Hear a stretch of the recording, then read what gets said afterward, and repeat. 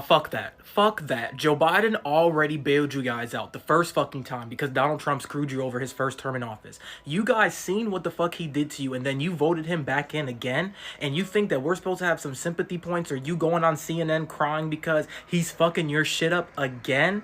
Really? Get the fuck out of here with that shit. The farmers in motherfucking Nebraska, Wisconsin, all of these states that are being affected, and they're trying to come on social media and the news stations crying now for sympathy points because they fucked themselves over by voting for this orange little bitch. Nah, it's too late for that shit now. Suck it the fuck up and struggle for the next 4 years.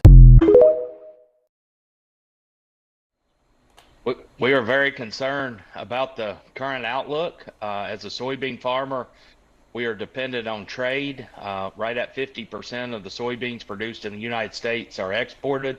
China takes more of our soybeans than all other foreign customers combined.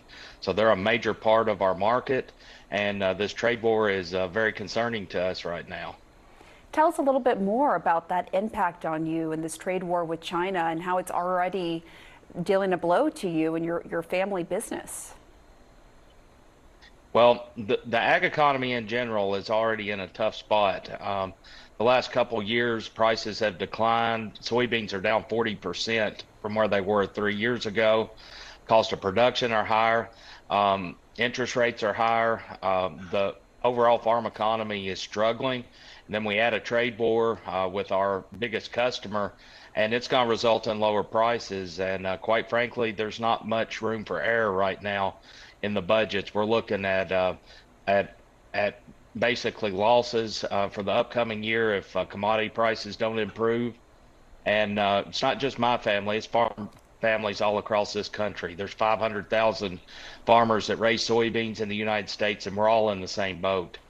We desperately need to get something rectified quickly with China, our biggest export customer.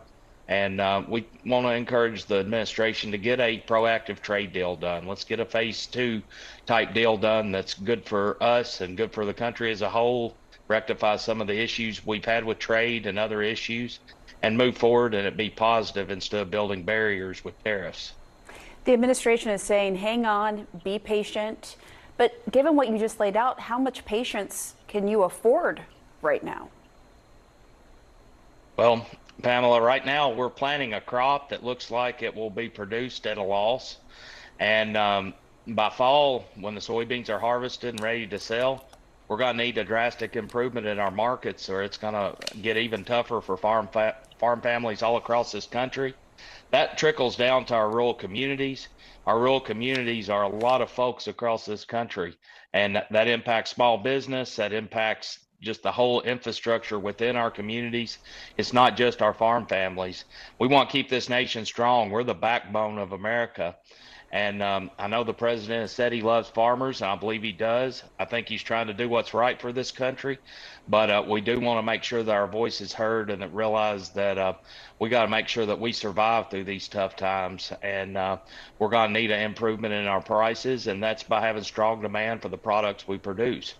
We want to have good markets and we want to have opportunities, and that's what we need. Farmers will be some of the hardest hit by those triple-digit Chinese tariffs. China buys over half of all the soybeans that the U.S. produces. And a 125% tariff on these soybeans will be devastating. The tariffs will be a huge incentive for people in China to source their beans from elsewhere, severely damaging U.S. soybean farmers. Soybean farmers already receive significant subsidies from the U.S. government, but they will need to be subsidized even more heavily to make up for the lost demand from China. Once again, it is important to remember that China is the third largest purchaser of U.S. goods, so it is imprudent to simply dismiss them as not necessary to U.S. trade.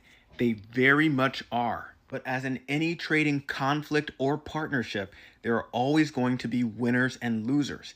And it looks like in this particular round of the trade evolution between China and the U.S., soybean farmers will be coming out on the losing end in the U.S. And for people saying these soybean farmers don't matter, you've just made the D3 List, a podcast about dumb, desperate, and diabolical business decisions.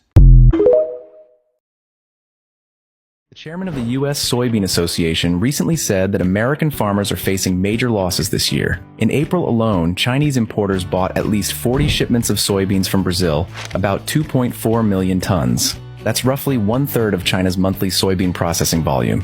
Due to ongoing U.S.-China trade tensions, Brazilian soybeans are now $18 to $22 cheaper per ton compared to U.S. soybeans, giving Brazil a clear price advantage. As a result, the U.S. market share has dropped from 51.98% in early 2024 to under 22%. Of course, this also reflects Brazil's strong production capacity. In 2025, Brazil is expected to produce 175.45 million tons of soybeans, up 11% year over year, with exports projected to reach 107 million tons. In April alone, Brazil's soybean exports are estimated at 13.3 million tons, 76% of which go to China.